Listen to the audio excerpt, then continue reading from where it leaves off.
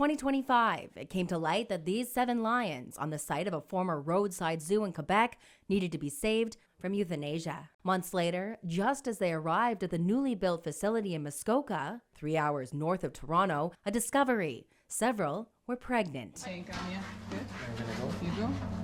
The single cat had 6 cubs in her that were all about 2 weeks overdue. And so it was a recipe for disaster. That female was named Kiwi, and what the surgeons found, tough to imagine. When they went in to do emergency surgery, most of those cubs were not viable cubs. First-time mothers, inbreeding, really the cards were stacked against some of these lions. And so we're so grateful for Mango, who did survive, but her mother died during childbirth after having a litter of 6 that were overdue, and emergency surgery by wildlife veterinarians to save her life. Unfortunately, it couldn't be done. And this is the sad, sad truth that happens at so much of the surplus breeding and roadside zoos. They have a 50% neonatal mortality. 50% of big cat cubs born in captivity don't make it. And you think of all the mothers that don't make it because of that. But from tragedy came a bit of hope by way of this little cub. Mango's named after her mother, Kiwi, who passed away. So kind of an homage to Miss Kiwi, who did not survive.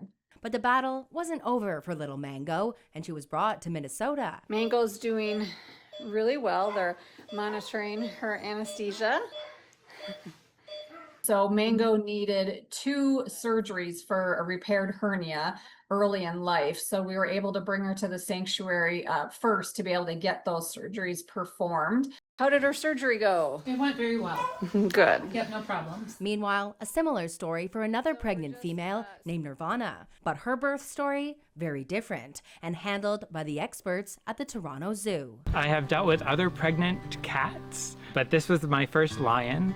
But thankfully, we have lots of experience at the Toronto Zoo dealing with pregnant big cats. So we already had, designs for the den that we've used with tigers and cheetahs. We all just kind of turned off the lights and let her give birth in privacy, but watching her really closely on the cameras. And it was a really easy birth, immediately showing great maternal instincts. But the addition of the 2 male cubs, Archie and Reggie, meant that travel to Turpentine Creek Wildlife Refuge in Arkansas would be delayed. When you're transporting an endangered animal, you have to obtain a permit to do so.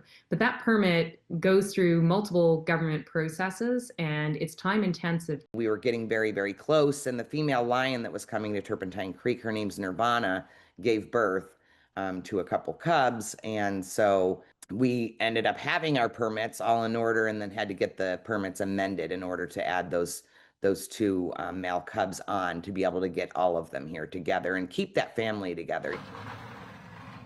There they go. Yay! And you can see Nirvana's already talking to him. In the wild, they would give birth once every 2.5 to 3 years because they raise their offspring till that age. In captivity, as soon as they pull the cubs and sell them, they go right back into estrus and they rebreed them. So they're breeding these cats maybe 1 to 2 times a year instead of 1 every 2 to 5 years in the wild. And so that causes so much genetic issues, so much stress on the cats. According to international wildlife protection charity ZooCheck, of the 150 permanent wildlife display facilities in Canada, 50% are considered roadside zoos. I think it's hard for a lot of people because they might go to a roadside zoo and say, oh, there's a little lion in a cage, and that's what the whole story is to them. But when you're in this rescue industry, the whole story is so much more than that. It's when they get sick, when they don't get vet care, when they're not getting a proper diet, when they're fighting for food, when they're inbreeding and then they're dying during birth. For the 9 that did survive, the final destination, the United States, and their forever homes, now on the horizon. Sarah Freemark, CTV News.